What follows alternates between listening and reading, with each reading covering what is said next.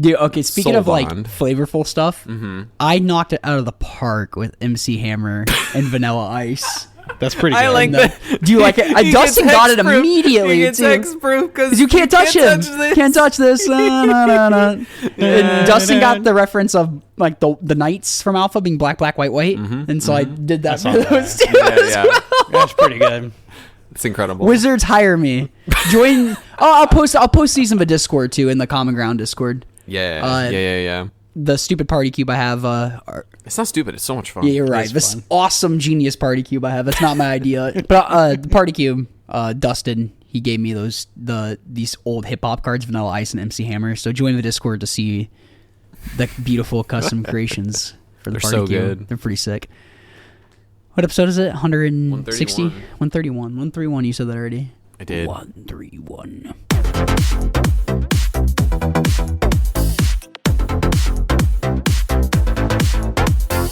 Welcome back to the episode of the Common Ground Podcast, your favorite podcast. We talk about your favorite format, Pauper. Croissant, eat that carpet. Good boy. Episode 131. That's why Barry gets like hairballs, because he'll just sit there and like eat carpet. Well, the carpet's caked with his fur. Exactly. That's what I'm saying. He's probably getting hairballs in there. Yeah. It makes it sound like our place is disgusting. I swear our place is not disgusting. Doesn't look like it, but there's a lot of cat hair in that carpet. Yeah, carpet hides. Episode 131. Specifically carpet that matches his fur color. Yeah, Jesus Christ. Like to the Look at him, T. look at him hiding. Look at him Like prowling to that a box. T matches his fur Croissant color. would have prowl if he There you go. was a magic card. Sure. Speaking of flavor, Cost less if you have another cat or cat. if you dealt damage with, with a a cat, cat. so it would have Okay. cat like Yeah. Yeah. Yeah. Yep. Episode 131. I am your co-host Cameron Schindler, joined Cameron by making gains at Schindler. Making gain. We are making gains, dude. I feel Getting good. ripped. Yeah, I feel good. Sometimes at 3 a.m. on a Saturday. Wow. That's my favorite time to go to a gym. I'm sure Nobody's there. One time it was me and the employee there, and him and I were talking for a bit at school. I'm like, dude, it's kind of scary in here. He's like, I get freaked out a little bit, not gonna lie, because it was just me at the end. I left, so it was just him in this gym alone. I'm like, ugh. Also joined by Thomas New Boot Goofin Gun. Yo, you know it. I got some Yeah. nice new No, black they are. work Those boots. are- what are they? Those are sick. They're Works. They're a Red Wing like sub brand Affiliate. Yeah, one of their affiliate brands. They're nice. They're comfy, and Work will be paying them off shortly. That's awesome. For reasons we can make it known in a bit. We can make it known. We can talk about it We'll talk about later. the topic idea. Yeah, We'll talk yeah. about the topic idea when we're talking about two sad things today. Yeah. Then it'll flow in nice to that. Also joined by also joined by James Hip Hieronymus. Hip hoppity hip hop. Don't stop. A hip, a hop. It's like, can you remember Kangaroo Jack? A hip, a hop, a hip hop. How are you doing? Doing all right. We're Yeah. we're chilling. Things are good. Had a good week. I'm Yeah. glad that you had a good week. Thursday I got blasted. Got some new ink. That was sick. Saw that. Then It's got to good. play some Pauper. That's always fun. I don't even remember what I played, but I had fun. Play Spy. Oh, yeah. Yeah. You're right. And yeah, because like felt incredibly good. Thomas, you and I played each other. Yeah. And afterwards, someone was like watching the game, like, man, this deck feels like so good. Like they're like, this deck looks so powerful. And I'm just thinking, I'm like, you killed both my 1-mana mana dorks, and then I ripped my second land drop just naturally to play a 2-drop. If I didn't do that, I lost the game. And the other game, you stabilized, tapped out for something, or maybe had like one card left, and like I would have had more of. We would have played a few more turns if I had removed your one black mana source with your 1 mana dork. yeah. Tap for black. And I just ripped the spy, and I'm just like, okay, cool. And I'm like, that's not a good deck. That's just I got lucky. And then I played it Saturday at the cave, and I was on the other side of the luck spectrum where I have like a perfect 7, and then like I draw 5. Like I'm drawing the cards one at a time for some reason, and I'm like, oh, this hand's sick. Lot of giant. I'm like, you've got to be kidding me. So I had to ship that. I'm just like, yeah, you did mulligan a lot. yeah, I think my average hand size was like 5 point something that day, but and then just playing against somebody else, I'm like, we're both just top decking, and I'm just like 4 turns in a row, just draw, play a pedal, go, draw, play a caretaker, go, draw, play another minute or go, and I'm just like, oh, please, something. So that's the downside of that deck. So I think I'm going to cross that off my Baltimore list, because when the deck is running on gas, it is so good. Mm-hmm. But if it's tough. Yeah, it's tough to play a deck where there are some hands you feel like you just kind of have to keep because of like how your deck functions at all. That like it leads you down some mulligan paths. I mean, it's still really good. Like I think it would be a totally reasonable choice for the event. But I agree. Yeah, if you're not feeling it, if I'm just on the wrong side of variance and I'm just, it's not treating me well that day, I'm gonna be a monster, and I don't want to be a monster. You know, no. if I also don't want you to be a monster. Yeah, same. I just don't want to. And Friday we cubed, and that was great too. That was really fun. Nice. I played Pauper on Saturday as well, but I'm game to save it for post topic. Okay, we'll do post topic. Yeah, we'll do post topic. We got 2 sad things in the bracket. Number 1. Do you want to do the sadder thing, or the sad thing, or the sadder thing? Let's do. If the sad thing is the Marvel cards, that's a sadder thing. No, get it out of the way. No, we'll save some news. It's not that sad for the listeners. Like nothing changes. Nothing changes for listeners. We'll save it for the end. We'll save it for the end. Oh, that's a cliffhanger. Yeah, good for them. I guess the sad news is we're talking about Marvel today. Mm-hmm. Your favorite Magic the Gathering set. That's true. It doesn't even faze me anymore. I should just point out, because you just saw me roll my eyes. Yes. I had a coworker of mine last week say how, when you're recording your podcast, that's how often do you roll your eyes? And I was like, oh my god, if you only knew. I was like, if there was an actual video footage, I was like, if there's a video footage of the podcast, it would just be almost constant. We've been asked about that a few different times. What? How many times I roll my eyes? No, for video for the pod. This filming is true. some vids. And yeah, that even harder now. No, with the Saturn, you don't think so? You could just, no. Oh, okay. No, we'll make it. We can make it happen. Okay, get some videos. See our pretty stupid faces. Yeah. I can't pick my nose anymore while we're doing it. And I can still do that. You can lick your toes. You can crack your toes for the camera. Oh, yeah. Yeah, there you go. Yeah. Oh, that was a weak one. Cool. So, yeah, Marvel cards. I keep wanting to say Marvel Rivals. Isn't the game dead, or am I crazy? No, people are still jamming. Marvel I don't know is still very popular. No, Marvel Snap is the cards. Outside of my little bubble. Oh, Rivals. Rivals is Overwatch. Yeah. Oh, that's what it is. Okay. It's Marvel Overwatch. Yep. Yeah, Snap's the one that's dead. Yeah. Well, yeah, that's what I hear anyway. But yeah, we got a new set coming out, and if you're interested, if you're in the Middle Tennessee area and you're interested in a pre-release RCQ game night. Yes. Sponsor the show. They host a RCQ every pre-release weekend of the new set, and that's on Sunday. So if a Sunday pre-release weekend, they're doing that. And these events are super sick, honestly. I think I made all of them but one. And I do not care about queuing for the RCQ. It's just really good limited players, and that crap's fun. It is stacked around here. Yeah, insane players, and they always sell out these. They cap the event at like 32, I think, just because it's a Sunday, and I think they sell every time. So if you're interested in that, go to GameNightTennessee.com, get your spot for that. While you're there, you can order some singles there. You give them a list of cards you want. They will email you back with what they have and what they don't have. And if you want new commons for a set, that is a great way to get them, because they open a crap ton of product to have inventory, which is they do. Super sick. Mm-hmm. And they got a really healthy CDH scene there too, and we know the CDH players love their damn bling. Mm-hmm. So if you're into that, they got a binder of the new bling for the set too. Every time there's like the Lorwyn binder. I remember going through that, and I'm just like, how do they have all like the raised foils and crap already from the set? It's weird. And on top of that, they do more than just Magic. Yeah. They do all sorts of other card games and tabletop games. Yeah. They got it all. It's all there. But Middle Tennessee's premier LGS. Yeah. Pauper League every Tuesday there. Mm-hmm. So it's super sick. And some new Pauper League news coming soon, relatively soon as well, which is very exciting. So keep your ears peeled for that in the Nashville area.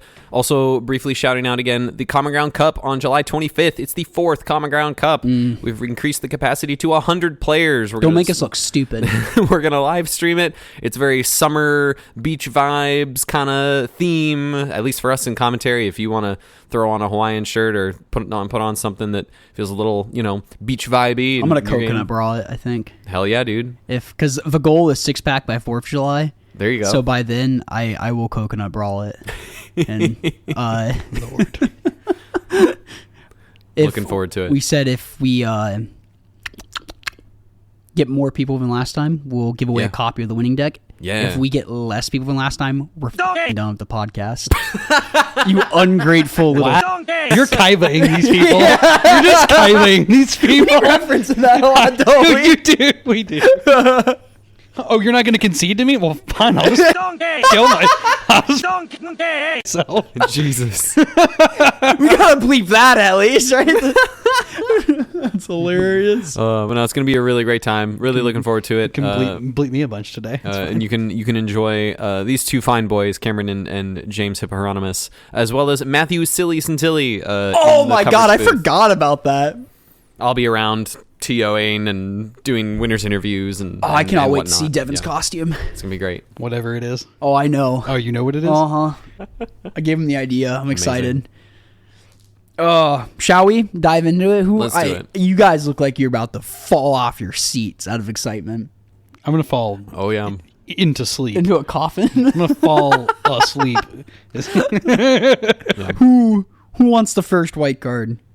I don't think I have any white cards. I do. I have 5 white cards. You don't have any? What? I have 2. I'm kidding. I have very few cards overall. I do too. I also have very few cards overall. Let me pull them up. Hippo, take it away. All right. This was one that we were talking about before we started recording, and I think it'd be fun to talk about. The first one I have is Ultimate Alliance. Single white. Instant Ultimate Alliance deals damage equal to the number of creatures you control to target creature. So, this ability already sort of kind of exists in a card that's in the very playable in the format in Thraben Charm. What this is just being more mana efficient, but for less velocity. Mm-hmm. Like, your deck's already got the velocity behind it to back up, assumingly back up a kind of card like this for mana efficiency purposes. We talked beforehand, like, Thraben Charm is just the better card, obviously. But for the deck, like Cameron was talking about, this like newer white weenie artifact deck that's come out, It just like explodes with like one the drops. Springleaf Drum deck. The one that plays like 2 of the black instant that drains for each attacking creature you control. Not every version plays that. Oh, but okay. Yes, Yeah, that there's, deck. there's some variation But that going on deck, right yes. now. But Yeah, that archetype. It's just 1 drop tribal. Yeah, basically. So yeah, it fits in something like that pretty well if mana efficiency is the name of the game. Yeah, I agree. And that makes sense in a deck like that where maybe turn 3 you want to play 3 cards. You already have 2 or 3 1-drops in play, and you want to play 2 1-drops plus a removal spell to kill like an Overgrowth Battlement and just keep beating down Spy before they can assemble something. If there's a deck that wants to play this, I think that is a deck. Like Hippo said, overall, Thraben Charm is a much more versatile card, and with the double for creatures you control, it's easier to kill something like a Writhing Chrysalis. Mm-hmm. And not get blown out. Like if you have 4 creatures in play and you have an Ultimate Alliance, you try to kill a Mirror Enforcer and they like Gal Blast one of your things, it's like donkey, so. And that happens pretty rarely with Thraben Charm, just because a deck like Mono White, it just has bleh, or Naya Gates can also kind of right with the Writhing Chrysalis token, so you're a little bit more prone to being blown out if you're aiming for the target stuff, but the deck plays quite a few creatures, so if there's a home for it, I think it is that. I would agree with you. Yeah. No notes. I had one more white card. Oh, also, real quick, Ultimate Alliance, that flavor text is tacky. The flavor text is tacky. When you said no man can equal you, you had to know that was just begging for Finn to hit you. Spider-Man, Peter Parker. I think that... Is it Finn? Is it not Jen? Jen, sorry. That cursive I don't J. know if that's an F or a J. I don't know. Cursive who writing I don't is know. very weird. Yeah. I read the flavor text on most of the cards that I screenshotted, and they were all extremely tacky. So This is on par for the course. yeah, you have that to look forward to. At least it's kind of funny to read it. But hey, What's your next white card? I'm laughing. what? Inside. I'm laughing so much. Wall off. I do like this card. 3 and a white, instant. This spell costs 1 less to cast for each creature your opponent controls. Your opponent's control. Create a 0/4 colorless wall creature token with Defender. You gain 4 life. This is a super cool card for like the Jeskai deck. Yeah, actually. I was like, this is a really cool That's kind card. of this. Blocks a Pretty lot of stuff. cool. I was like, you just put 04 walls in Like, front of the table. There are some matchups where that's just 1 mana 04 wall gain 4 life. Like, dude, screw It's not Union terrible. against... Is that an instant? Yeah. Yeah. Screw Even just Union 2 mana. against Rally Red. Yeah. Dude, I'd rather have this against Rally Red if I was Jeskai. Ooh. Yeah, this card's Like- way Ooh, better. that's a thought. I think this card's better against, or Union's better against Mono Red Madness. Agreed. Overall, Against but- Madness, yes. But this card would beat the pants Okay. off a Rally. That's true. This is pretty big. I think Yeah, this it's was cool. another one that I It had. is a really cool card. I didn't even think about it in Jeskai too, especially if you can like, you have 5 mana. It's not unthinkable to think you Archaeomancer pick this up. That's, and you can that's what I'm saying. immediately You gain just, another loop 4 it and just life. put Yeah, a yeah. quote literal wall in front of your opponent. and gain 4, which Yeah. is pretty nice. Game too 4 against is them. big. Yeah. Game 4 is pretty big. Yep. Other cool. applications, I can't see White Weenie playing something like this because you already just beat the pants out of the red decks. Yeah, anyway. I mean, any of the like Archaeomancer style decks are gonna play or would be interested in playing Yeah. something like this. I think Yeah. our buddy Will said this is kind of interesting for Tron. That's what I was saying. I Ephemeratron. think Ephemeratron, another, Yeah. like you said, Sure. Ephemerate. It's I style mean, deck, that can take a Archaeomancer little deck. more advantage of like The mono wall. playing your ornaments and prophetic prisms and stuff like Yeah, that. So. yeah. So that makes sense. Any of those like bigger, chunkier decks that just need something to start stabilizing. Hey, buddy. Yeah. Not much to say about that. Yeah, Good against no, the that's red really decks. cool. I remember seeing this card and I didn't think about it in that context. Yeah, no, that seems pretty good. Even just for 2 mana. And often there are spots that I'm noticing playing the Jeskai deck that with Union of the Third Path, especially even against Madness, where you end up like being in spots where they force you to fight a counter war. Like if you've brought it back into your hand with Archaeomancer and then they like try to pick a spot where you're making a counter war and you like say you put Union on the stack and they're like, all right, lightning bolt you, and you're like, okay, and like they try to go off all at once and you empty your hand of interaction to deal with a flurry of spells, and then your Union only gains like 2 life. And like your 3 mana 2 life draw a card. It's just like this at least being 4 life every time is kind of nice for those spots, because there are spots with Union where you don't have a ton of cards. Ideally, you're ephemerating your Augur Bolus and going up on cards, And the body's not nothing against no. Madness 04 too. is pretty big. Because we were playing games too. My Yeah. Epicures were chipping in for, if I Yep. play one on turn 1, they were chipping in for, Yeah. they're good for about 3 or 4 damage if you didn't immediately scred it. Yeah. And then it's like, if you don't have the access, if you don't have the bountiful removal, it's like you don't want to waste a scred on Epicure. So if you let an Epicure get away with 4 damage, it's kind of like, oh god, this is not good. Yeah. Thomas, you got a blue card for us. I got a white card. Hold on. Oh, you got another white card. Excuse me. I'm so I got sorry. one more. I'm so sorry. I'm so sorry. I wanted to talk about this one for the purposes of I want more people to play Terminate. Winter Soldier, Bucky Barnes for a single white. It's a 2/2, and it comes in tapped. But it's a legendary creature. So, So blue card, Thomas. You got a blue card for didn't let me finish. This one, this is coming from my love of Terminate. I want people to play Terminates. Play this card in your white decks. Maybe, I don't know. Don't actually play this card. But I wanted to go. I want these people playing Cast Down to be punished for only playing Cast Down so bad. We're getting there. I know. I wanted to get there faster. I love how we've come from I don't like that there are legendary creatures in the format to I want people I to don't. play No. more. It's not that I don't like Cast Down. My complaint know. is that it's just the ubiquitous removal spell. Right, so there it- are other ones. So that it people should behooves play. you to find angles in certain matchups where like you can get around it. Like that is an edge you can Yeah, gain. so yes. for example, like this White Weenie deck that we were just talking about, is like this artifact White Weenie deck. It already plays 8 copies of both the two, like one Spider-Man card and the Turtles card. Leonardo, yeah. Yeah, Now so we it's like just get another IP. yeah, just get the you Marvel character One- in there. There you go. Get Bucky Barnes in One there. drop. Just Oh, New BB. Mono White New tribal. York City. Mono White New York City. Is Ornithopter like the pigeons of New York City? Well, you could play City Pigeon if you really wanted You to, but I could. don't think Oh you my should. God. Well, when No. it leaves, when you pick it up with both Spider-Man and Leonardo, it leaves a food token, and that's an artifact for your Arden recruit. Hey, he's cooking. It's a flyer. It gets through. For the record, Hey, I don't hey. like the legendaries in Pauper. No, I I agree just with said we're you. getting there quicker. I'm not a fan of it. Never heard that one I just before. wish that that was not the one removal spell that we like people flocked towards. Yeah, if it's not that, it'd be something else, though. You know? No, because like the other ones are just restrictive enough to like make you do some other thing.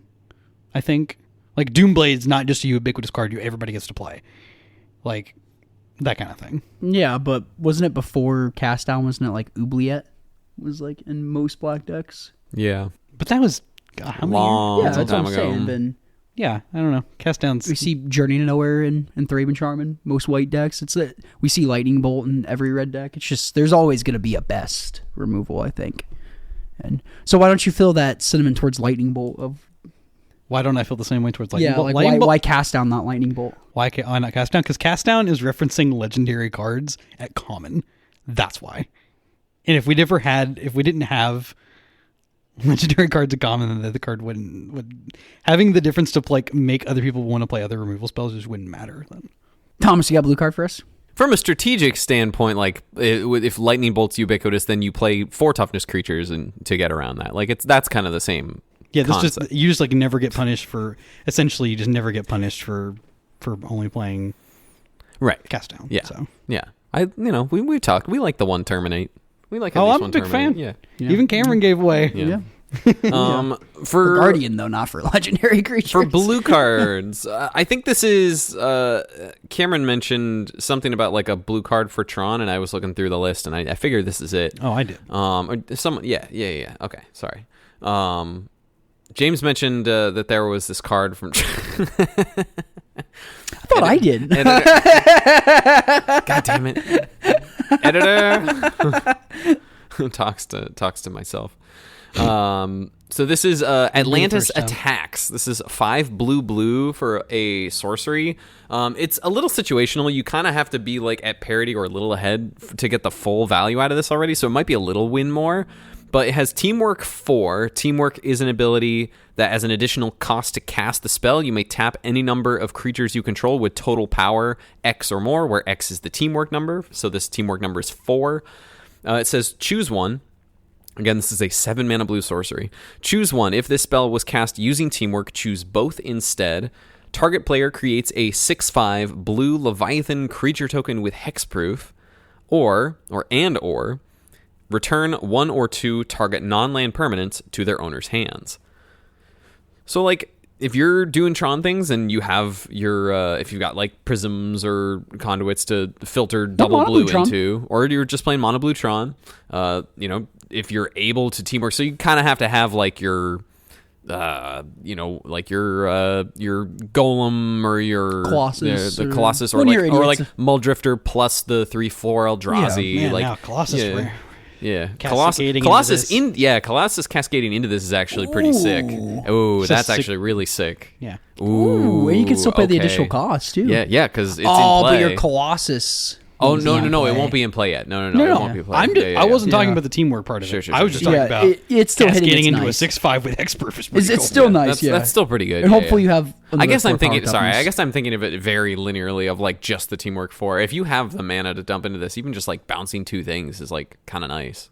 Yeah. And it's also your own thing, so you can pick up your Colossus. This Muldrifters? is Muldrifters, or like throw one demonic wall in the deck or something, and then you have like a this town ain't big enough style loop from standard. Dude, this actually sounds sick. Right? Can I interest you in the card Ghostly Flicker, I mean, which is infinitely cheaper. sure. Yeah, but Ghostly with Flicker doesn't. mnemonic qualifier. I'm sorry if we're going in that territory. But Ghostly Flicker doesn't make a 6/5 with hexproof. Yeah. every time you do and, it. and bounce one of their things. Yeah, and bounce one of their things. 'cause if this is or like bounce mono- 2 of your things. If this is mono blue Tron, it's Actually, you can bounce 2 of your own things. yeah. No, I'm saying I was talking about the flicker part of. I'm talking about mana efficiency purposes here. yeah, it's not Right, what but Tron's Ghostly about. Flicker doesn't make a 6/5 Leviathan No, it creature doesn't. token with hexproof. Yeah, Tron's That's also not what about I'm saying, and mana it doesn't bounce their have a thing. whole lot more mana in play than any trying to. Oh yeah, You get there these days. yeah, it's not hard. do. It's not that bad. No, I think this is kind of cool. fine. In Yeah. like in the Tron. mono blue Tron Yeah, for sure. but I think could play around with this. I don't know if the blue is too restrictive for the like the Monstertron we see Monstertron. now. Yeah, it's either red green or we see splash blue for inevitable betrayal. Unfathomable truths. Unfathomable truths. There it is. How doesn't something? What did I say? Inevitable betrayal. What is that? That's a magic card. Inevitable betrayal. I can't think what the hell I it is can't off tell the you top of what my it head. is, but yeah, I know it's a card. yeah, me too. But That's the only blue card I had, yeah, though. I don't know if It's it totally fine.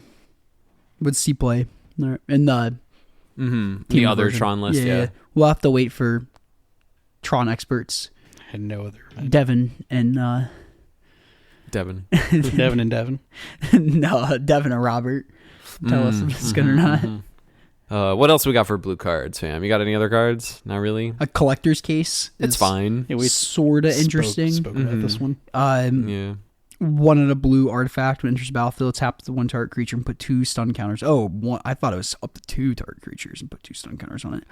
And 3 in a blue, tap target creature, which is terrible for a tap effect. Yeah. Yeah, I thought it was up to 2 target creatures.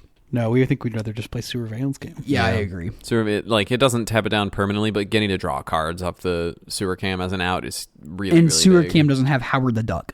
In the Yeah, end. that too. So good Which is old, actually- good old everyone's favorite Marvel property, Howard the Duck. I do kind of enjoy the art on this card quite a bit. Not gonna lie. NGL. Straight to black cards. Black cards. Hippo. I think it's Hippo's turn. Yep. 'Cause you gave one. I gave one. All right. I got Minion Missile. Yes.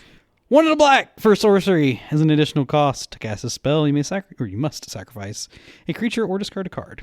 Destroy target creature, and then Minion Missile deals 2 damage to that creature's controller. And the flavor text. You're fired! Ow. If I got to talk about Marvel cards, I'm at least make it interesting. Because he's shooting the guy out of the cannon. Do you get it? And he's Yes. telling him you're fired because you fire things out of cannons. Okay, so the You get spaces. it? So the spaces we see this card, we would see this card. I think are basically just the red black Madness deck, pretty exclusively. I think. Yeah. Yeah, it's just bone shards for an extra mana for 2 damage, which is like fine if you want to make sure your cards convert. Every single card converts for damage in some sort of way, like the Rakdos Madness deck really does.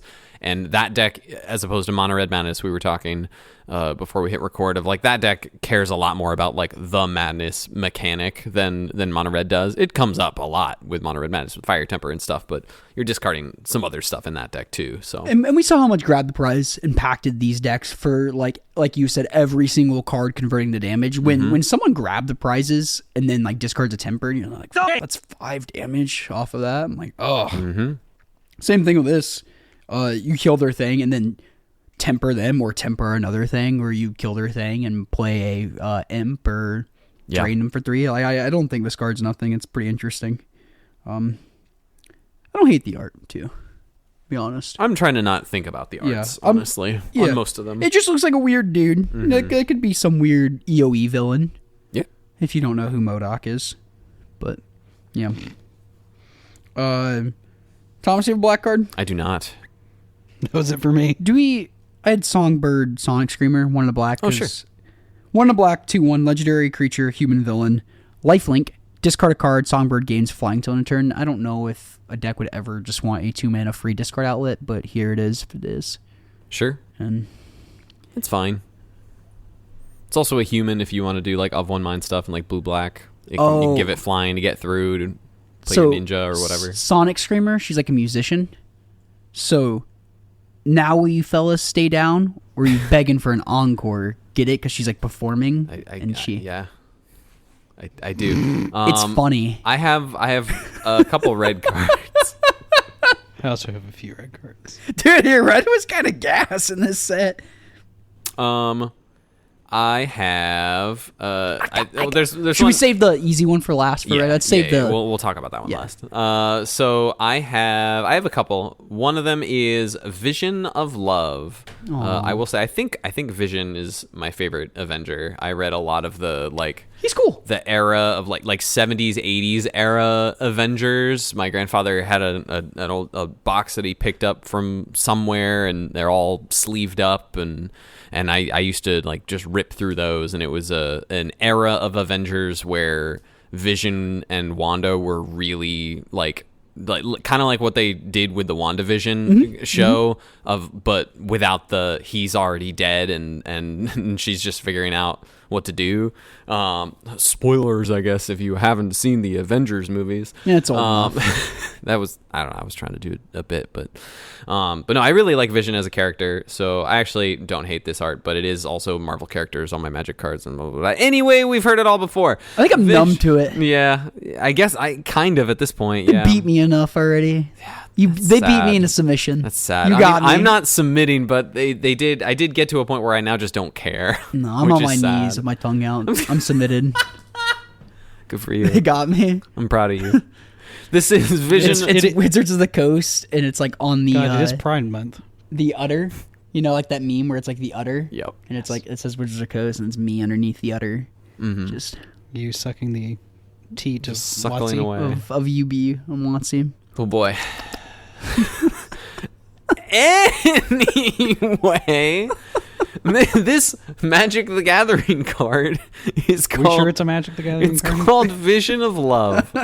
This is essentially a demand answers. I originally thought to call it strictly better demand answers, but we in brief pre-discussion, it turns out there might be some merit to wanting the additional cost to sacrifice or discard a card to guarantee some stuff. But it's basically demand answers, but without the additional cost to cast. It's just you may sacrifice an artifact or discard a card. If you do, draw 2 cards, similar to Abandoned Attachments and Highway Robbery, where you put the card on the stack and you don't have to discard as an additional cost, whereas demand answers you do.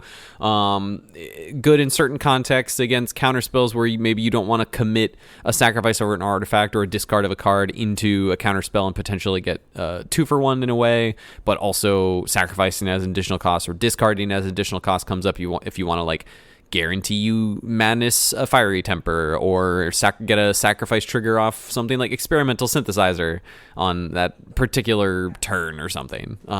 That's kind of the only major difference there, but just another red 2 mana instant discard, draw 2. But this one also does artifacts. And I don't hate the flavor text on this one. Love transcends all barriers. Yeah, it's true. it's good. It does. Yeah, that one's not extremely. Do you get it? Because Vision can go through solid objects. Get it? No. And she can create force fields with her witch mutant powers. Do you get it? Tacky. You get I didn't get it. It is tacky. I thought it was just cute. No, it's tacky. Damn it. I didn't get it, but now I do get it because he can transcend. I thought it was just cute. They can't help it. I know. Nerds. Oh my God. Nerds over there, I tell you. Okay, Peace Sully. I know. I love that. They're just screaming nerds. They can't help it. What other red cards you got, James? I got Chase Stein, Runaway. 1 in red for a legendary creature human hero. It's a 2/2. You can tap it, discard a card, and then you can exile the top card of your library, and until the end of turn, you can play that card.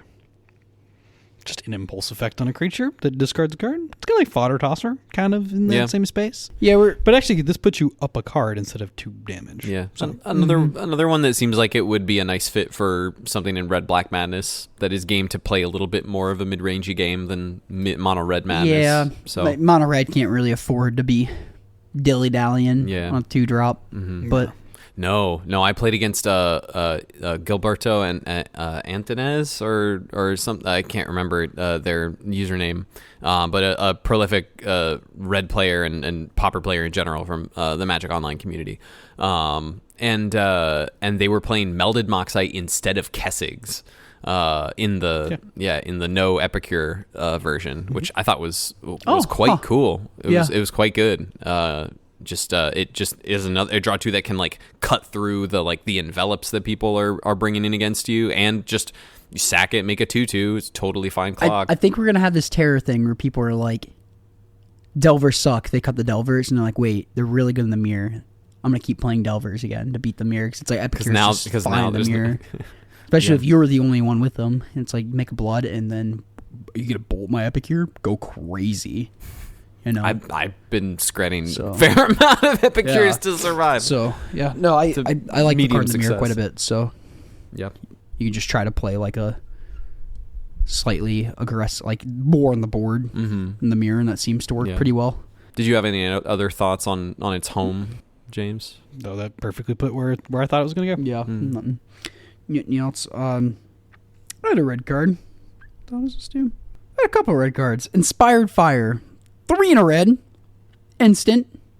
This spell costs 1 less to cast for each card you've drawn this turn. Inspired Fire deals 4 damage to target creature. So you can get a 1 red instant, deal 4 damage to target creature if you brainstorm too with it. So it's not terrible in a blue-red shell, but you probably play Scred. If you're blue-red, you probably are just playing Scred. Or like artifacts for Gal Blast, maybe. Scratch it. Don't play that. Play Scred. Okay.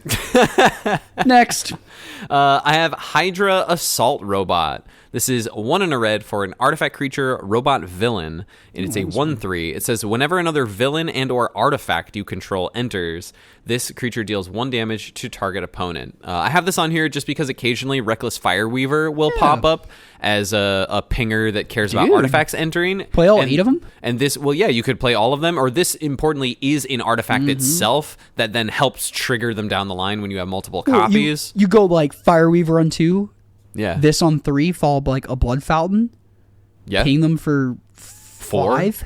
Yeah. 5, yeah, because the Fireweaver sees this. Yeah. That's kind of sick. Yeah. I didn't have the card initially because I'm like, we just already have Fireweaver. I'm like, I for some reason it didn't even cross my mind. It's like, sometimes decks like multiple copies of the same effect, like Llanowar Elves, maybe.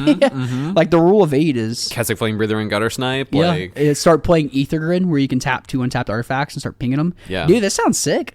Okay. Well, Gearber Aether Grid is an uncommon, but maybe don't play that in your deck. But Sunshot Melissa. That's the card I was thinking of. There we go. We can play 12 2-mana red 1/3s. Let's go, baby. Let's go. My lightning bolts have never looked so good. Let's go. That's the deck you're blueprinting here. That's what you're signing. Well, up I would for. probably play 2 of the last one, the tappers. Sure. Yeah. Because those are really bad in redundancies. So they are bad in redundancies. Any other red cards from you, James? No. Kunlun Warrior was kind of cool. Kunlun Warrior, 1 in a red. Creature, human, warrior, hero, 2/2. Whenever this creature enters, you may sacrifice an artifact or discard a card. If you do, draw a card. So you can sack your Ichor, draw a card instead of the second card. You get a 2/2 body, maybe, and a you could make a Borosynth shell. You can't pick up your ways to sack your artifacts. This is like a way to like pick up a worse demand answers with a Core Sky Fisher in a weird way. It's not an artifact, but I don't know if that's anything. It's jumping through some hoops, but I see the vision, so maybe. No, vision was on the other card. Clever boy. So instead of the second card, you get a 2/2 clever body. girl, but Clever girl. And the deck tends to lean more aggressive anyway of having bodies on the board, but 2/2 on the ground isn't anything to write home about. I don't know. There you go. Some food for thought. Maybe you want to sack it in your Sims, but... What if you went turn 2 Ichor Wellspring, turn 3 Burning Tree Emissary into this, sack your Ichor Wellspring, and then play something else on with the last mana? Yeah. I think I'd rather go Burning Tree, Rally. I mean, I gotta agree with that. Yeah. On turn 3, start kicking some bushes. Yeah. Like Jesus Jeb Christ. and George. What are you on today? Like Jeb and George. What the fuck? Those they're old men. I mean, as much. Dude, I'm not blow kicking old men. I mean, certainly if at least one of them is a war criminal. Yeah, but is it the funny one? Please clap. Please clap, dude. That was. He was a good orator. He was a a fair orator. Yeah. He wasn't fair. That's what I said. Fair. He wasn't terrible. Not well. Now that the standards are so low. Yeah. No. He's a fair orator. Listen to some old stuff. He's not a bad speaker. Back then, we thought he was awful. Well, I guess I wasn't old enough to have an opinion back then. So. Right. Oh God. Any other red cards? That's it for me. One more. Oh Lord. I guess technically there is one more to talk about. I guess 2 more in that sense. Oh God. Sif's Spearmaster, 2 in a red, 1/4 creature, God Warrior hero. I think the brewers are gonna like this. Sure. Not the Nashville brothers, but the people who like brewing decks. Nashville brothers. There's 2 brothers that draft. Their last name's Brewer. Oh. So I said the brewers are gonna like this, but not the brothers. Tap. This creature deals damage equal to its power to target opponent. Make it big, tap, and win the game. The Redditors like this card, so I thought I'd give them a bone. Yeah, make it big, tap, and maybe win the game over course. Maybe you could untap it if like some elf that like taps untap a creature. Maybe like that's a good case scenario for that card. But I wonder. You could play like you could play the axes that when they ATB, you get the auto equips or auto something. attach +2/+0. Taps for tap, deal 3 every turn. Just sits back and blocks. Yeah, 4 there's toughness. a lightning javelier that also gives +2/+0 that auto attaches on ETB. So there's quite a few artifacts that auto attach on ETB now. This card's cute. I think that's what it is. It's a cute, cool brew card. The people who like brewing decks and playing off the wall stuff. This is a Milam card from our LGS. He likes playing these wacky brews and doing these weird combos and like brewing stuff himself. And I could see him playing a card like this. So for the people out there that like so playing in off the 3 wall weeks, stuff. you expect to see this card across from you at a table. Yeah, probably actually. Okay. And him just murking on the fog players there. Yeah, let's This go. would actually probably murk the fog players. Milam, reach out to me. I'll help you beat them all. Dude, that's what we were talking. I was talking with Top Cut, and he's like, "Dude, I'm just gonna start playing Mono Red Madness. There's so many fog players Yeah, that no are kidding. that are LGS." So, That's what I said. I can't go up there without packing Flaring Pain, like, period. all right, should we save the final red card for last, or should we No. talk about the red? Let's section? talk about it away. here. Yeah. Just get out of the way. All right. This is, of course, Hawkeye's Bow. It's a single red mana for an artifact equipment. It's a single mana to equip. It says whenever equipped creature becomes tapped, it deals 1 damage to each opponent. Now, notably, as folks have no doubt learned, we kind of talked about it last week too. There's this old card from Tempest Visions? What's it from? I'm holding it in my hand. It's Tempest. Tempest, a Seeker of Skybreak, which is a 1 and a green for a 2/1 elf. It says tap, untap target creature. You can just target itself, equip the bow to it, tap and untap it as many times as you need, and win the game. Wait, you're not untapping Sif Spearmaster instead? I mean, you equip Hawkeye's Bow onto Spearmaster, and it deals 3 Wow. every time you tap. Because it's 1 from the bow and 2 from you're the right. ability. So, like, No, but look at that. Equipping it on the untapper is that's a 2-card combo. That's GG. Yeah, it has to have. Has to be It active. doesn't have to have haste, but yeah, you either have to untap with it or give it haste in some way, which is not that hard. I don't think it's that hard, to be honest with you. Yeah. We talked There's about multiple Bitter ways. Reunion, which you can play dig for the combo, and then it just sits on the battlefield, and Yeah. then for 1 mana, and then at that point, all your crap's just 1 mana basically, except for That, the elf itself. And we have First Day Class. It's a yeah, good one. that's also just a utilitarian one. Go Yeah, get you some could stuff do- at the sideboard. first Yeah. day of class. You can go get First day of class is also good because you get Origin of Metal Bending Yep, and you have some yep, protection. yep. If you're gonna pair this with something like Writhing Chrysalis and Malevolent Rumble to gum up the like mid game and build to your spot, then you have a bunch of extra mana to have your pieces be like 2 mana pieces rather than just like safekeeping. Yeah, I like Yeah. that for that. Maximize velocity has jumpstart, Yes. so if you Yes. want a 1 of there and you can mill it over with something to find your combo like Malevolent Rumble or the other Midnight Tilling or Cash Grab. Yep, any of the other 2-mana effect, mill, find a permanent. Yep. So that works really well with that. So I think There's the a lot of writing- ways to do yeah. this. I've been messing around with a Sneaky Snacker version that plays the Bitter Reunions, Malevolent Rumble, and like trying out some other discard draw 2s. Yeah, some people are junding. Yep. Like with the Basically, like the so Glee Kalikai's Shell. posted a listener Discord with like 4 duress Yeah, version of that. Just porting the literal Glee Shell over. Yeah. Yep.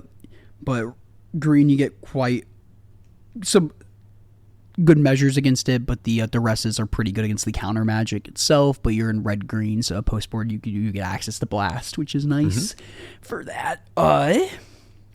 You could do someone in Discord mentioned you could do a mostly red version with like Thermo Alchemist, because even just putting this at like fair on a Thermo Alchemist makes that 2 damage every time it taps. Oh, yeah. And then you just cast a spell, untap it, another 2 damage. That's pretty sick. It turns your Alchemist into a gutter snipe, essentially. Yeah, that you that is then really can sick. just tap whenever you want. Yeah. That's pretty cool too. Yeah, That's really cool. Like, I didn't even think about that. Yeah, like I think there's a lot of ways to go with this, and it'll be interesting to see one, how many different routes emerge right away.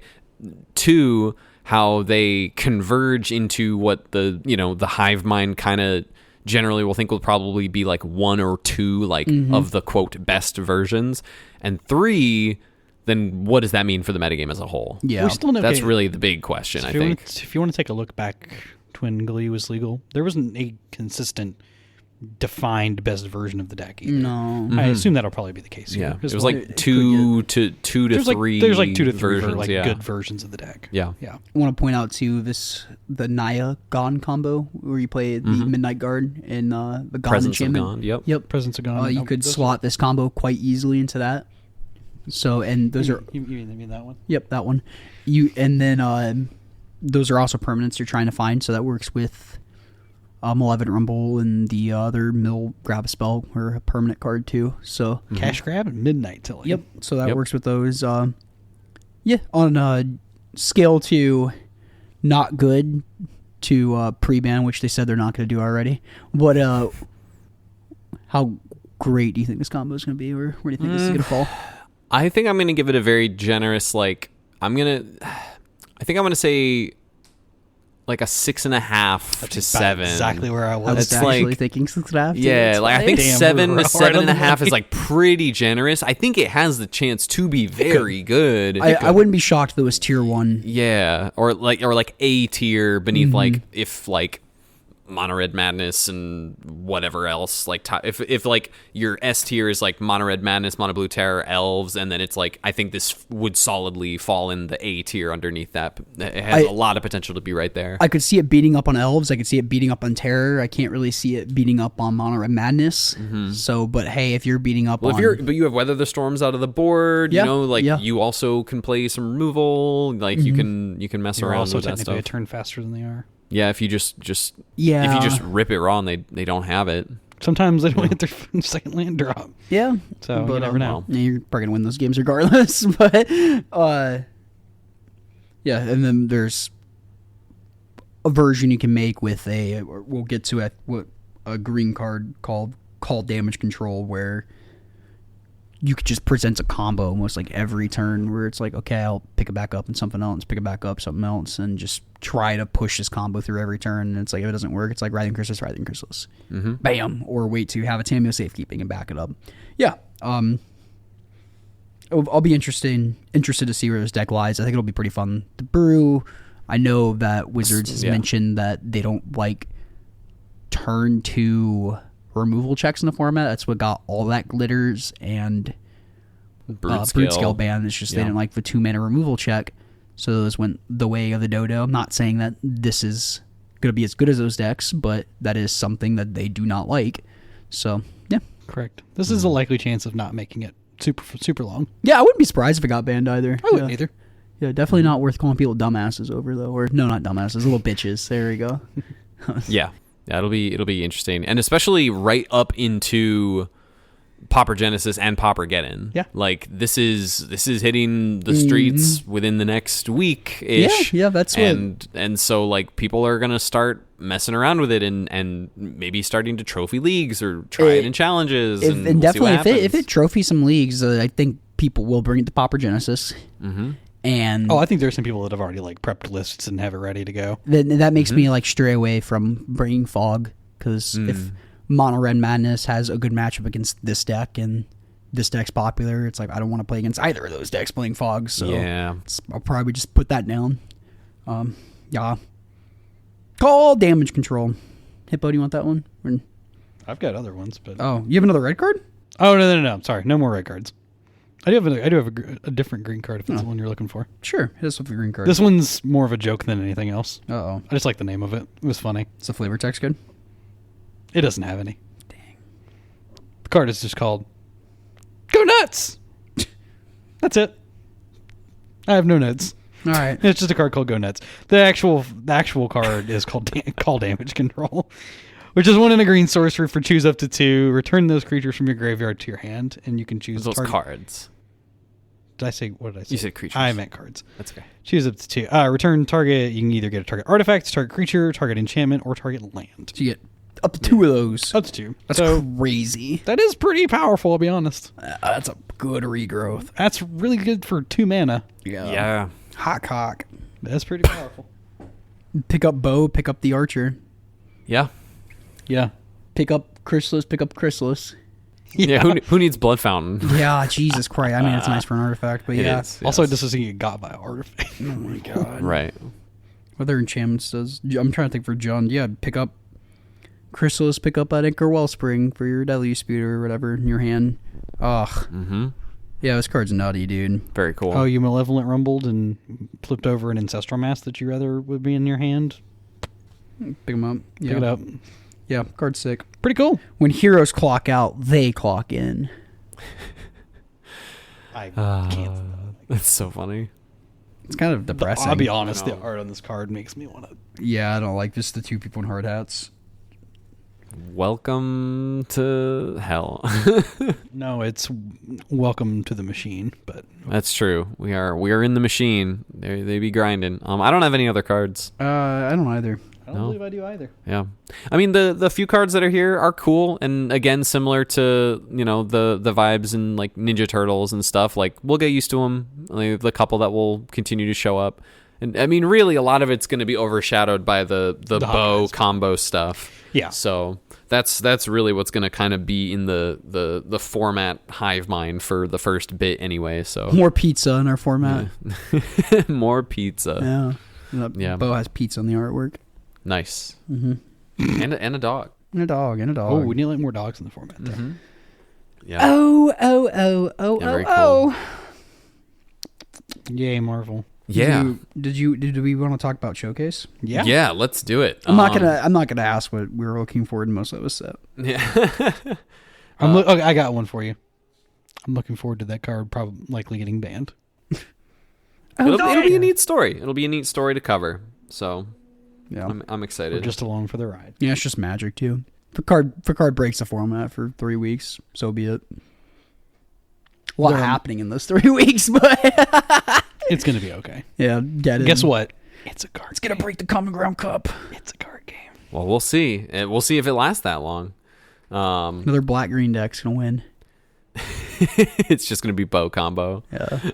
The Jund version. All right, we got this past weekend on Sunday, June 14th. There was the Pauper Showcase Challenge on Magic Online. Again, these are major events that feed into the MOCS, the Magic Online Championship Showcase or Championship Series, and leads to Pro Tour invites, Worlds invites, lots of money on the line at the end of each of the 3 seasons for Magic Online. And so sometimes in that cycle, Pauper gets to be part of the program. And this Sunday, there were 233 players in this Showcase Challenge, which that might be the largest one that I've seen. It's a big tournament. Or at least one of the largest ones that I've seen since we've been covering them on the show.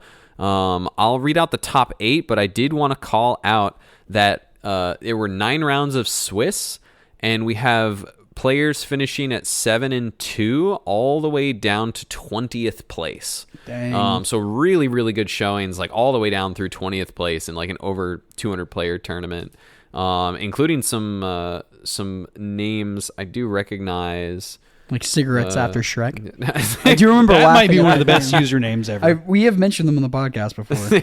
Yeah, cigarettes after Shrek. We've got where are they? Kerblinsky, Arthur top Costa, 32. Data Pusher playing the Red Storm list. Entropy I mentioned a little while ago on the Mono Black Sack. Misplaced Ginger in top 32 on Blue Black Fae. Oh, very cool, very cool. Yeah, awesome. I'll read out the top 8 here. In 8th place, Loston Kato on Orzhov Blade. In 7th place, Chiquito on Mono Blue Terror. In 6th place, Luffy do Chapeau de Paula on Grixis Affinity, going 9-0 in Swiss before losing in top 8. Just a monster. Go get that guide. In 5th place, Vinny Torres playing Mono Red Rally. In 4th place, Lucas Game 1 G. I think it's Game 1 GGs. I think it's Lucas G1 GGs or Lucas Gigs. I still don't know. You can add us. Playing old trusty Monored Madness in third place. A Adapto Terra playing Blue-Green Turbo Fog. That's an impressive run on this. In second place, Ekanez playing Monstertron. Best deck in the format. And in first place with an 11-1 record, coming off of a challenge win the Friday of this same weekend. Barf playing trusty Blue-Black Fairies. What a monster. Anna played this list to a top 8 finish at our local monthly at the Game Cave this past weekend. It's very cool. Barf is playing one Surveillance Cam in the deck right now, which is, I think, a nice cheeky include. They're on the Augur Boluses, one Moon Circuit Hacker, 2 Ninjas, 2 Thorn of the Black Rose. Just like almost leaning even a little bit more into like the control side of things as well, alongside a reasonable ninja package and spell stutter sprites. Honestly, doesn't look. I remember, so I played Blue Black Fae for one of the team trios events we did at Game Night or whatever. This does not look a whole lot different than when I played like a year and a half ago. Yeah, not really. Yeah, not too much. Yeah, just good cards. Just good. Well, 56 good cards and Augur Bolus. I'm coming around on the Augur, man. I'm coming around on it. Yeah, I like it more than Muldrifter, I'll tell you that much. It's okay to be wrong. I played 0 Muldrifter on Saturday. That's great. I'm happy for you. Get the Agony Warp too. Felt great. I'll tell Guardian. you more later. It's nice. Yeah, Agony Warp is in here. Yeah, that card's a kind of requirement. I think it's just you have to play that for not dying to Guardian. It's kind of funny because it's like a 1-of against their 4-of. So it's, I guess you have counter magic too. So if one just happens to slip by or whatever, but you also have Extract the Confession too. That's probably more for Bogly boys too, just in case. Cover some bases here. Yeah, clean list. Yeah, big congrats. That's a sick tournament run. Yeah. Yeah, 11-1 is pretty good. Dude, this 8th place list, Orzhov Blade playing 2 Foot Ninjas. That card is dog. Donkey! Clearly it wasn't too bad. Hey, I've seen worse decks win Magic tournaments. That is true. 4 Hybrid Orzhov, 5/5 creature human ninja. When it ETBs, you gain 3 life and has sneak 3 in a Hybrid Orzhov. So you can sneak it in for 4 mana and get that 5/5 out that gains you 3 life. I don't know. Like, are you picking this up with your core Skyfisher to freaking gain 3 more life next turn? I hope not. Like you said, 5/5 is not nothing, but hey. Right, sneaking a 5/5 in. But this over Leonardo? Dedicated damage. Well, I don't know if you have enough creatures for Leonardo. I think I'd rather play this over Leonardo. This deck was playing Leonardo for a bit. Cool, it hasn't played it for quite some time. You played it for like the first 2 weeks that card was out. I haven't looked at recent lists. It does not play that anymore. The people were like, okay, we don't have enough creatures to make this anything above like a 3/3 consistently. Really? Not consistently, no. I guess I played the deck once and I didn't like it. And you get the anchovy banana pizza too if you just need a consistent 4 mana murder to pick back up. Isn't a bad thing to have at all. Gonna want to go up on them Grim Bobbles when the Skybreaker hits the format. Yep, that's probably not a terrible idea. Sorcery Speed's a little scary though against that. Might be too late, by the time it hits the battlefield. If they just wait till their turn, hold open a some protection spell with it. It might be Jover. Oh my god, dude, I'm looking at the league list for Glint Blade. All of them are just like copy and pasting this list. Most of them, it's funny, I have not seen a single version that's playing 2 Foot Ninjas though. All of them are playing 1 Foot Ninja. Everyone's cutting one of the Foot Ninjas. We'll cut one. Yeah, it's like, we'll cut one of the 4 drops or the 4-drop sneaky ninjutsu. Dude, that's hilarious. Because how much is the discard to 1 to ninjutsu back in? 4. Yeah, so it's is it 4 or is it 3? It's so 3. they tap. It's 3 in a black. They tap 4 mana. It's like I'm about to discard 2 cards. It's talking like, about Gangbang? Yeah.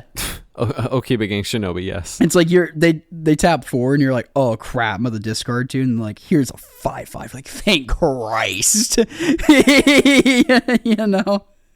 Like what a freaking relief. Instead of discarding, they put this crap in the play. Okay, I'm done roasting this deck. Good run. Yeah. No, good runs all around. Just always very exciting. See, looking at a tournament like this, to me, these results are a way more accurate snapshot to be digging through for like thinking about game plans for like a larger tournament like Pauper Genesis or Pauper Get In. Like looking at these big tournament results, that's going to be a lot more of what I'm going to look through and try to assess things rather than just like how many 5-0s are these lists getting? Because those tend to have anything for 5-0. These tend to have greater impact on bigger tournaments now, like you said, for influencing people's deck choices. I wouldn't play Foot Ninjas though. If you're going to play this deck, I wouldn't play this deck, but would you play Foot Lettuce instead? Oh, I love some Burger King Foot Lettuce. It's a pretty diverse representation of decks too. Like honestly. Selesnya, like 9th place, Selesnya Gates, 10th Mono Black Sack, Red Storm, Elves, 2 Jund Wildfires, another Madness, another Blue Black Fae. Jeskai Control is down here in 17th. White Weenie. I just noticed something on that Gates Gates deck that's in 9th place. So I remember a couple weeks ago when I was like, I'm gonna play a card in my deck that doesn't lose to the mirror, and I can beat a Guardian. Yeah, they were playing 3 copies of Unmake. Yeah, don't want to lose the mirror. I was ahead of them. I was ready. Is it 13 different decks in top 16? It might be. Yeah. I trust you if you did the count. There's a duplicate Blue Black Fairies, duplicate Jund Wildfires, a duplicate Mono Red Madness. So 13 unique decks. Like that's great. Yeah, I just think of that when you like take a deck to Pauper Genesis. I was complaining about, I'm really weak to these decks or whatever. But dude, if you're in top 16, 13 different decks, you're going to have a bad matchup or two in those 13 decks. Yes. You're not going to be good against every single one of them. And you might be able to skill diff some people and some stuff like Mono Red Madness or Mono Red Rally. Like even its bad matchups, if you just trip, they'll kill you. Or Blue Black Fae, you can just, your bad matchups, maybe they draw bad and you're out tempo them. So they're, and if you're Luffy, you can just skill diff everybody too. Yeah, so if you're that comfortable with like a 50-50 deck like Grixis Affinity or Jund Wildfires. Yeah, if that's your bread and butter, then do that. Yeah. You for sure do that. You're not going to... Luffy has changed 1 card in the deck. You have 3 Utroms now? Just instead of, just the third. Seems good. Third Utrom instead of the second Surveillance game. Yep. I like that. Yeah. Did you see this Jeskai list at all, Thomas? In the top 32? Did. I don't know if that... no Bonders. It just had 2 Benders. Water Skins, 4 Augurs, 3 Moldrifters, 1 Murmuring Mystic. I don't like that much. Yeah, everyone's kind of messing around. The 4 Ephemerate lists the 4 Ephemerate lists tend to play more Archaeos and Moldrifters than the others. Yeah, it makes sense. You have more Ephemerates. You want to be doing that more often. Bender's Water Skin is also kind of nice to ramp a little, but like you get to play your thing and then untap the Water Skin so you can still hold up Ephemerate or Scred or Dispel. So it's kind of good in that sense. These versions of the Jeskai list have kind of condensed into like a couple mana rocks, more Archaeos and Moldrifters, 4 Ephemerate, and just like less of the one-ofs across the board type of style. This one, and then playing just like 4 Pyroblast, 4 Hydroblast, some Dust to Dusts, and a couple one-ofs in the board. But then there are other lists who are on like multiple Murmuring Mystics, 1 less Moldrifter, 1 less Archaeomancer, 3 Ephemerate, maybe more mana rocks, maybe splashing black for like Crypt Incursion or Extracted Confession. There's cycling in other mana rocks too, like Potioner's Trove from Secrets of Strixhaven, which is a 3 mana manolith. It's those 3 mana artifact, taps for mana of any color, and then you can tap it to gain 2 life if you've cast an instant or sorcery on that turn. If you want to gain some life instead of use the mana. Tyler, Blue Hair Mage, was playing that in his version of Jeskai at the Winnabox on Saturday, and it seemed totally fine.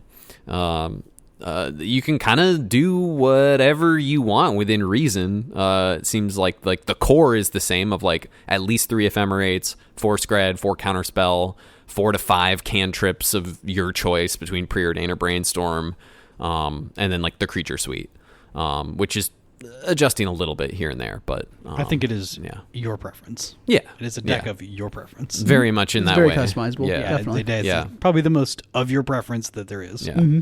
Personally, I tried. If you guys have nothing else here, I could segue here to Jeskai over the weekend. Yeah, I got nothing else. Yeah, I played to no magic. So continue. I also played our Winnabox at the cave that Cameron was alluding to at the beginning of the show, and I played Jeskai. I played Jeskai Control, slash ephemerate, I played with 0 Mull Drifters. I wanted to try it out. I wanted to see how it felt. I have you can boo me all you want. Clunky cards are clunky. I last time I played the deck, I'm allowed to be an old man. I played the deck at League with no Augur Bolus and 3 Mull Drifter, and that felt fine. And then I was testing back to like be like, all right, everyone's playing Augur. Let me make sure I like do my due diligence. And Augur's grown on me a little bit. It still whiffs occasionally, which is just gonna happen sometimes. If it's whiffing in that deck, that's bad.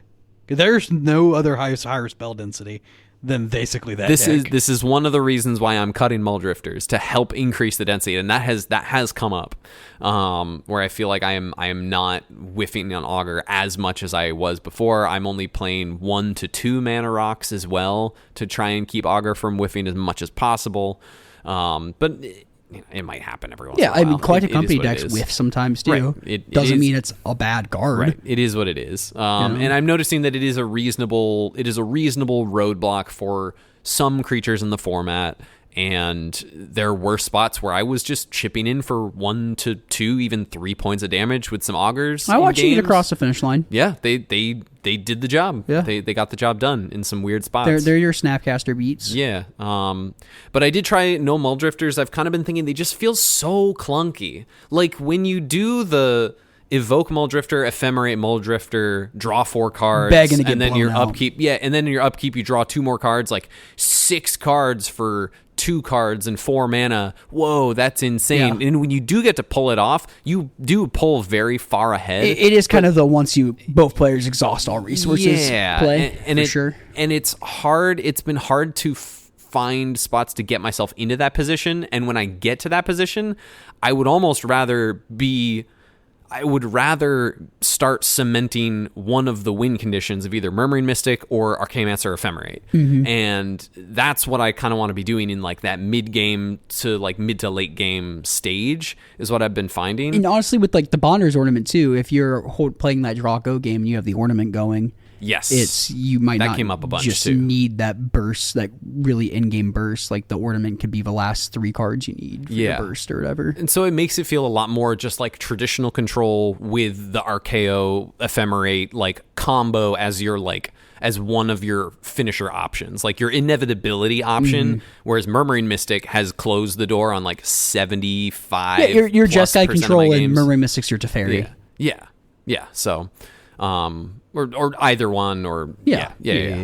So I'm back on Augur. I think it's totally fine.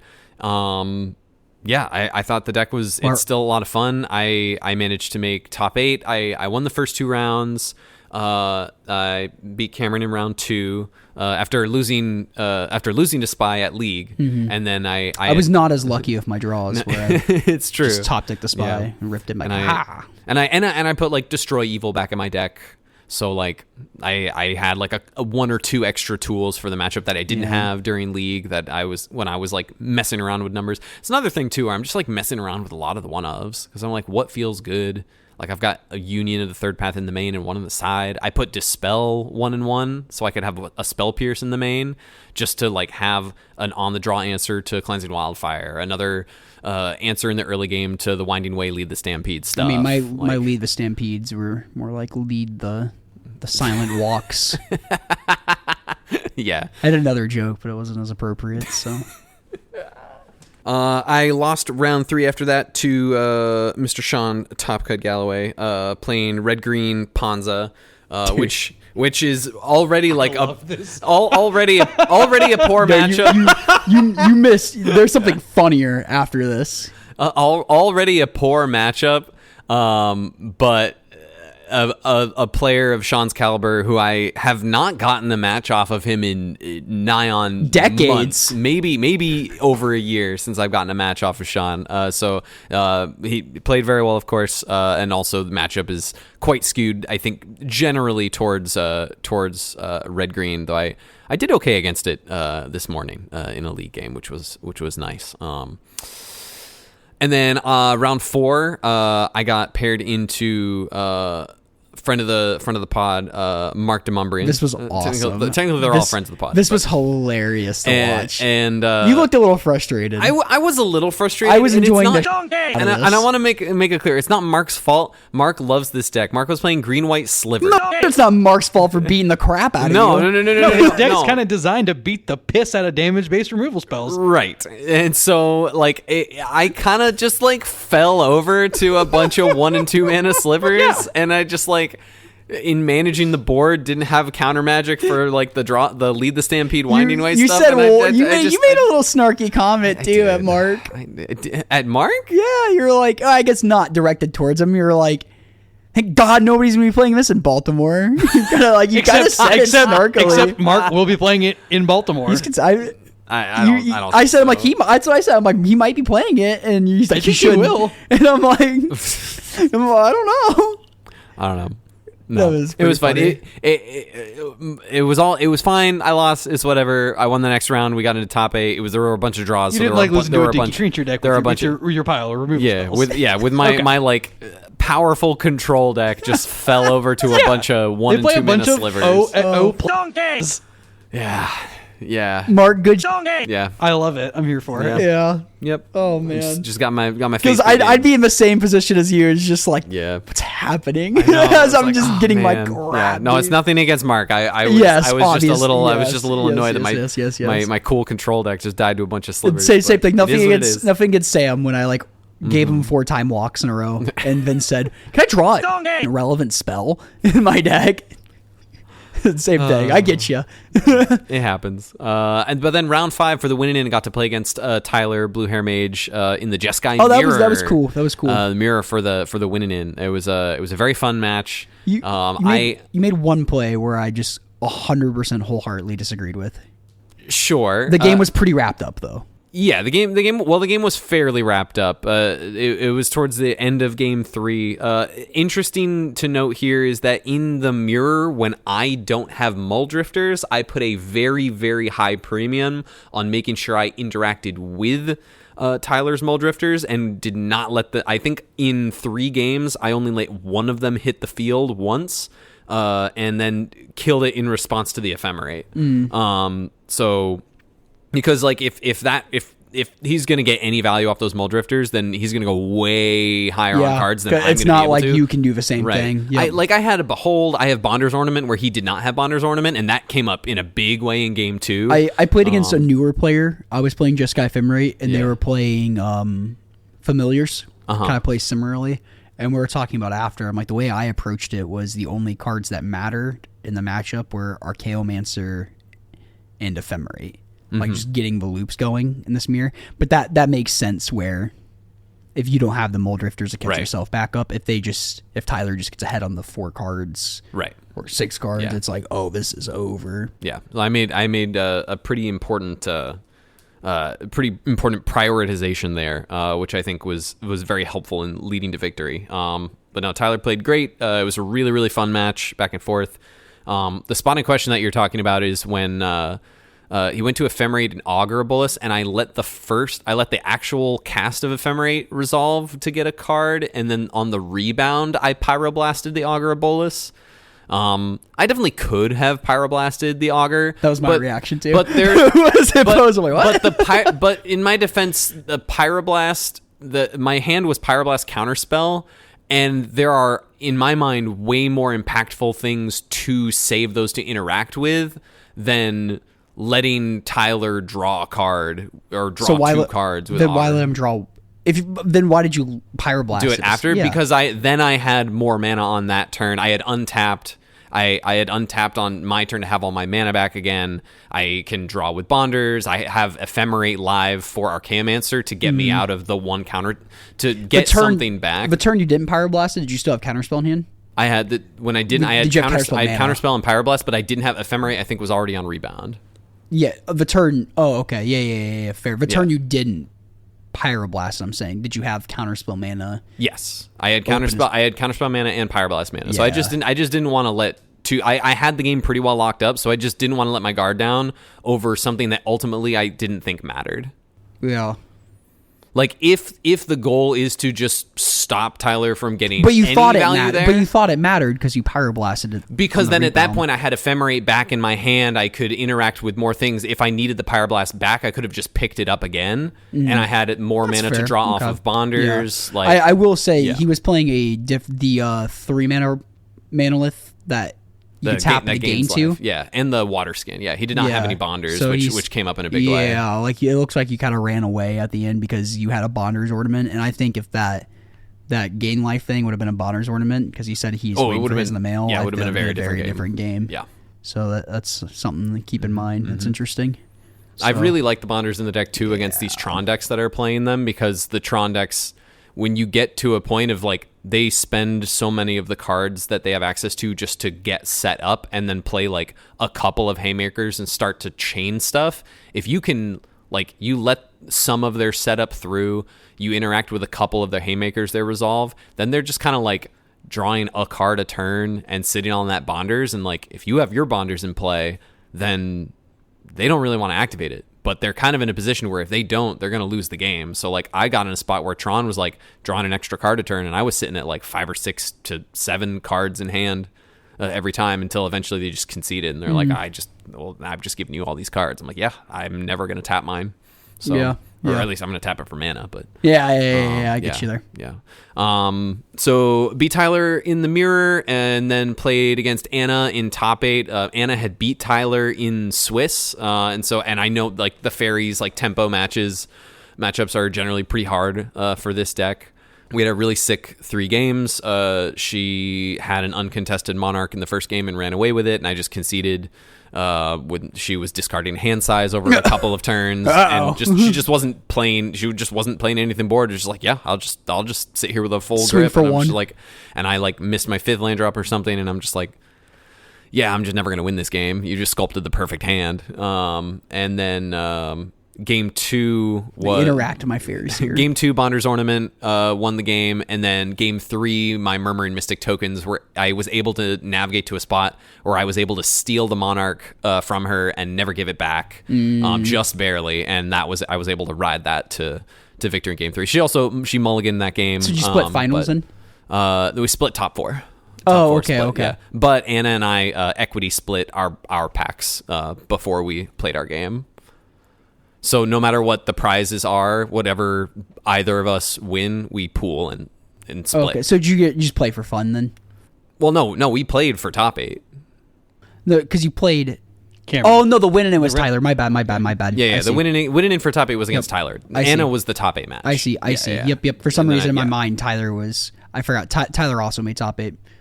So I thought. No, he didn't. No, he was. In my mind, Tyler top 8, and that was your top 8 match. My bad. No, you're good.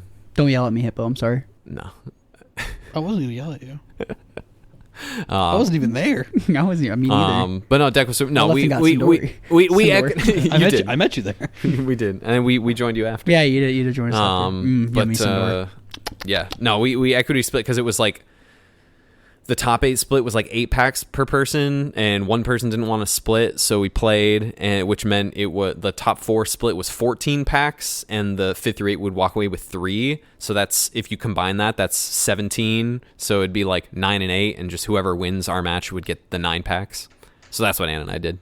Gotcha. So there's like, oh cool, we're basically getting the same prizes, but we get to play and say one of us made top 4 instead of fair. just split top 8. Which, Fair. Which I appreciated playing the one extra round, but at that point I was very hungry and I was ready to go. Maybe if I was not so hungry and maybe like if I was in a better position earlier and was able to draw the last round, maybe I would have gotten food. Maybe I would have been like, yeah, no splits, baby. I was thinking about calling no splits all day, but I was so hungry. I was extremely hungry as well, so I was kind of excited to go get food after. Yeah. Any other closing you didn't thoughts? wait for us. No, I wasn't waiting for top 8 to finish.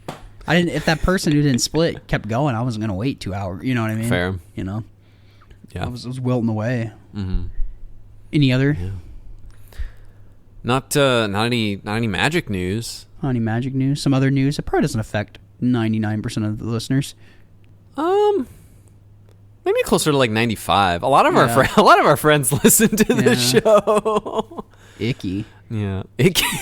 What are you guys doing? Yeah. You hang out with us on the regs. I have friends. I have friends. We have lots of friends. I have some news. I've shared this with you guys and with work and our local Discord, and I am going to be Hana and I both. We're going to be moving out of Nashville at the end of July. Just 2 days after the Cup, actually. We hit the road. We're heading out to Flagstaff, Arizona, where we have spent we've been there on numerous occasions over the last few years. It in fact was our original moving destination out of the Northeast to come out into the greater explore the rest of the country, and that didn't work out in 2020. We ended up here, and honestly, thank God we did, because I met you guys and have had some incredible adventures and retweet and have had a really nice time. But it's kind of that time has reached its end. Yeah. Hana's not the biggest fan of Nashville outside of our people. So, that's also part of it too. She has a number of health issues that I may or may not have mentioned on the show before, but Flag's going to be a lot better for her in that way, and it'll be a little quieter too, which is something that I'm trying to find a little bit more of in my life. Like simultaneously, why I also try to do more things. But it'll be nice. It'll Excited be to nice, visit y'all out there. It's pretty. I've never been y'all out there. Are welcome. It looks pretty. Anytime. It is very pretty out there. Can't we'll confirm. have to make a trip out there for sure at some point. Yeah. I'm looking forward to getting some Pauper started. I know spread the owner, that like a virus. Yeah, I know the owner at the shop out there. They've got a great little LGS in Flag, and I'm in their Discord already, and someone like literally the other day was like, "Is there any interest in Pauper weeklies?" And I was like, "Yo, I'm in town starting in August, and I'll have decks, I'll have extra staples. Like, let's go." Yeah, And so, if any listeners on the show, if you're in that Flagstaff area. Like, if there are any listeners of the show, we have, I think, one download in Flagstaff all time, and I'm pretty sure it was me in 2024. How are there's just zero Pauper players there? You gotta spread the like a virus. No, I think it sounds like there's some people who are interested. So there you go. It'll be fun. There you go, Certainly we have listeners down in the Phoenix area. And Phoenix is big. Certainly, if any like larger events pop up down there, it's like 2.5 hour drive down to Phoenix. Like I would make that drive. Yeah. Like for a monthly or something like that. Absolutely. That'd be sick. That drive is gorgeous. Oh my. Going from 7,000 feet of elevation at the foot of a 12,000 foot mountain, drive down the valley, down like the sides of cliffs, down and up the other side of a valley, over a mountain into some plains, and then you drive down the side of another cliff and there's huge mountain ridge on the side. 17 is so gorgeous. It sounds really pretty. Yeah, because when you come visit, if you fly, you'll fly into Phoenix, and then I'll get to drive you up the incredible drive. You know who you get to hang out with down in Phoenix? Who? Or in Flagstaff? Oh, well, down in Phoenix area is our old friend Denny. Oh, I thought he was in Flagstaff. Yeah, so you'll be close to Denny. Down in Phoenix area, yeah. And Denny is incredible. That's really cool. He's very excited. And y'all were pretty close beforehand, too, before he moved. Yeah. So that's pretty cool. That'll be cool to see him. He's great people. He'll occasionally make it up here, too. Mm-hmm. He does. Yeah. I just randomly get told, hey, he's coming to Pauper on Thursday. I'm like, what? Speaking of occasionally being up here, like I will be coming back for, at the very least, the Common Ground Cup every 6 months. So you think so? Nashville. Like every 6 months? Yeah. Damn. Yeah. If we're gonna keep doing this, then I'm gonna be here. We should do. What if we did a Common Ground Cup? Mm-hmm. We still did it every 2 months. Jesus, if we did it twice a year. Still, what if we did one here, one in Phoenix, or one in Flagstaff, or in Phoenix, and the Phoenix one, and then Hippo and I once a year have to fly down to Phoenix. I'm going to veto that. You would veto that? I'm going to veto that and say... Phoenix maybe in the winter, but... Yeah. Well... But the summer here is also not great, so like... I don't know. Better than... it's pretty dry in Phoenix. It's dry, but it's like 115 degrees. Purposes more than anything. Yeah. A lot of the Common Ground Cup is our local area, to be fair. Well, he's going to spread it like a virus. Yeah, we'll see. We'll see. I will be closer. There's a lot of desert in between. I will be a lot closer to West Coast organizers and stuff. So all our West Coast fam, hit me up. I'll be a little closer to y'all too. Like Vegas is only a 4-hour drive. LA is an 8-hour drive. Cool. I drove. That's how I went to Flagstaff. I came from Vegas when I did it. Mm-hmm. Except I went out on the reservation and in the middle of nowhere. Yeah, the way up northeast Arizona. Show me on a map where Dilcon, Arizona is. I got you. It's a spirit stallion of the Cimarron country. It is. That's in what the that middle is. of nowhere. It's gorgeous. Grand Canyon country. Yeah, it was an eerie drive back. Yeah, at night. Towards, towards Flagstaff. That was over. So Yeah. podcast is dead after, right? Yes, I'm done. The podcast doesn't cross state lines. Yeah. No. I will still be on the pod. We'll be recording remote. We're no strangers to that. No. Yeah. Guess might be a little awkward. We'll figure it out. But yeah. Yeah. And, But yeah, we'll be all right. we're going to have to get Hippo a mic. Yeah. Mm-hmm. Get a little Hippo mic. We And a probably stand, because this is our third stand. We will need that. I'll probably get an interface with 3 plugins so that if we want a in-person guest, like if we want like Silly or Derek on, Perfect. like we can have you on a Discord call, have us 3. That's and it. then Boom. get a third mic and just have 3 plugins on there. But didn't you say Audacity stops after 3 plugins? I think Audacity stops after 2. Or after 2. We'll figure it out. We'll get you set up with a program. We'll get you set up with the right program. I'll figure it out. Yeah, we'll be all right. So Yeah. it'll be sick. Mm-hmm. No, happy for you. Sad, obviously, but it'll be good for the both of you. It'll be cool. I hope people down there show you as much hospitality as you gave me when I first moved here. I hope that too. So, Yeah. Yeah. for sure. Oh. We still got you for a little bit. We got you. You're gonna be busy for a little bit too. It's gonna be fun. Yeah. Lots of partying. July is crazy. You're gonna be getting up on some weekends. Mm-hmm. Get it in while we can. Yeah. It's gonna be good. If you made it this far, I thought mine was bad. God damn. thank you so much for listening. If you got any comments, questions, concerns, you can send those to commongroundmgpod@gmail.com. That link is in the description below as a link to our Discord. There's a mailbag tab there, as well as a whole bunch of other stuff. You can go join the Discord, and I'm going to post those MC Hammer and Vanilla Ice for the Party Cube. You can go check that out in the description below, as well as pictures of cats and goats and other stuff.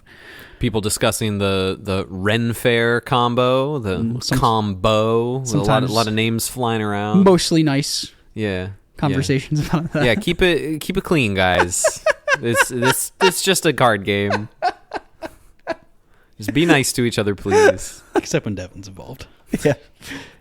Thank you for listening. Go leave a review and all that crap. Thank you. Yeah, no, we really appreciate y'all. Thank you so much, and we'll be back Drive safe. next week. Thanks, everybody. Bye. Bye.